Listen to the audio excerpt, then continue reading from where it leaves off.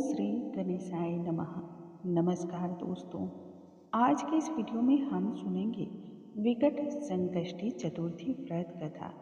इस व्रत कथा के श्रवण मात्र से ही भगवान श्री गणेश सभी विघ्नों को हर लेते हैं तथा सुख सौभाग्य को प्रदान करते हैं। जीवन में ऐश्वर्य की प्राप्ति होती है, बुद्धि तीव्र होती है।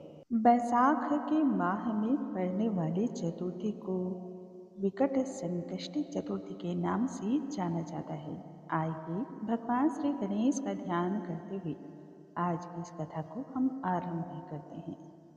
बोलो गजानन महाराज की जय, भगवान श्री गणेश की जय। एक समय की बात है, किसी एक राज्य में धर्म केतु नाम का एक ज्ञानी और प्रकांड ब्राह्मण रहा करता था।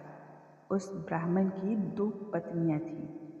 एक का नाम सुशीला और दूसरी पत्नी का नाम चंचला था।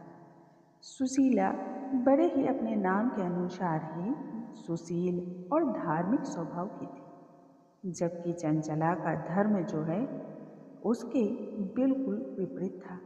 उसे तो इन सभी चीजों से कोई लगाव ही नहीं था।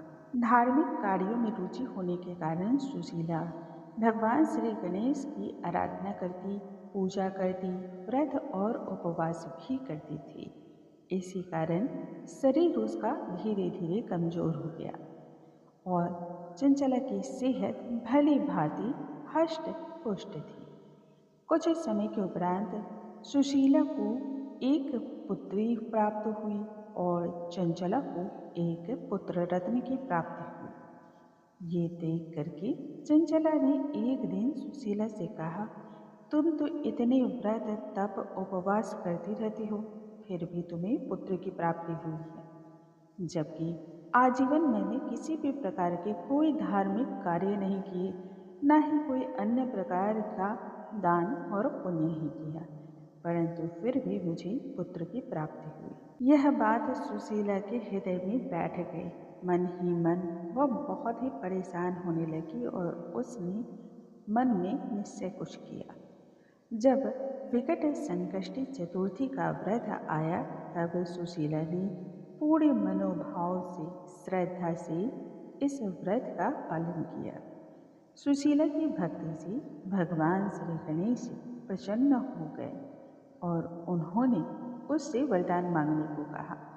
तब सुशीला ने अपनी कामना को भगवान श्री गणेश के समक्ष प्रस्तुत रखा। भगवान श्री गणेश उससे इतने प्रसन्न थे कि उसे पुत्र प्राप्ति का वरदान दे दिया, लेकिन दुर्भाग्य तो मानो पीछा छोड़ने का नाम ही नहीं ले रही थी। कुछ समय के उपरांत सुशीला के पति धम्रकेतु की मृत्यु हो गई। धीरे धीरे परिवार की जिम्मेदारियां बढ़ने लगी। वैसे वैसे दोनों अपने कार्यों को भी संभालने लगी। अब तो दोनों ही पत्नियां अलग अलग भी रहने लगी। जहां सुशीला पति के घर में ही रह करके अपने बच्चों का पालन पोषण कर रही थी, वहीं चंचला अलग घर में जीवन यापन करने लगी। सुशीला का पुत्र बहुत ही आज्ञाकारी और गुणवान था। उसने अपने गुणों से ही इतने अधिक धन को अर्जन किया कि पूरा घर ही धन धान्य से भर उठा। ये देख करके मन ही मन चंचला ईर्ष्या से जलने लगी। एक दिन मौका पा करके उसने सुशीला के पुत्र को कुएं में धक्का दे दिया, लेकिन भगवान श्री गणेश की जिस पर कृपा हो उसका तो बाल भी बांका नहीं हो सकता है। भगवान श्री गणेश ने उसके प्राणों की रक्षा की। चंचला ने जब यह सब देखा कि भगवान श्री गणेश स्वयं सुशीला तथा उसके समस्त परिवार की रक्षा कर रहे हैं, तब उसे अपने किए हुए कर्मों पर बहुत पछतावा हुआ। उसने भी सुशीला से फिर माफी मांगी और सुशीला के कहने पर चंचला ने भी विकट संकष्टी चतुर्थी के व्रत का पालन किया, जिसके प्रभाव से भगवान श्री गणेश उस पर भी प्रसन्न हो गए। उसकी सभी गलतियों को क्षमा करके उसके घर में अपनी कृपा बरसाने लगे। बोलो गजानन महाराज की जय। आज की इस वीडियो में हमने सुना विकट संकष्टी चतुर्थी की कथा।